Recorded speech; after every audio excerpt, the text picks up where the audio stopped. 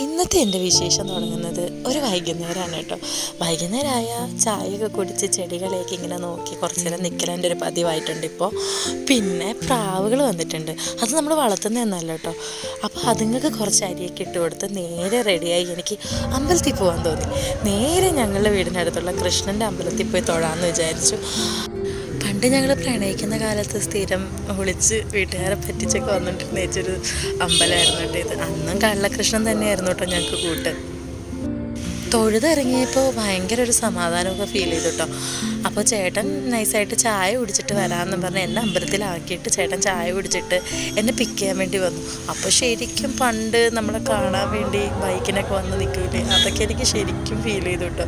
പഴയ കുറേ ഓർമ്മകളിലേക്ക് പോയി. അവിടെ നിന്ന് പിന്നെ ഞങ്ങൾ നേരെ പോയത് മട്ടാഞ്ചേരിയിലുള്ള കുര്യച്ചൻ്റെ നടയിലേക്കാണ് കേട്ടോ. നിങ്ങളൊക്കെ പല വീഡിയോസിലും കാര്യങ്ങളൊക്കെ കണ്ടിട്ടും ഉണ്ടാവും, പലരും പോകുന്നുണ്ടാവും കുര്യച്ചൻ്റെ നടയിൽ. ഞങ്ങൾ അവിടുത്തെ ഒരു വിശ്വാസികൾ തന്നെയാണ് കേട്ടോ. പറ്റുന്ന സമയങ്ങളിലെല്ലാം ഞങ്ങൾ പോവാറുമുണ്ട്. അങ്ങനെ കുറേ നാൾക്ക് ശേഷം കുര്യച്ചനെയും കൃഷ്ണനെയും ഒക്കെ കണ്ട സന്തോഷത്തിൽ ഞങ്ങൾ വീട്ടിലേക്ക് മടങ്ങി.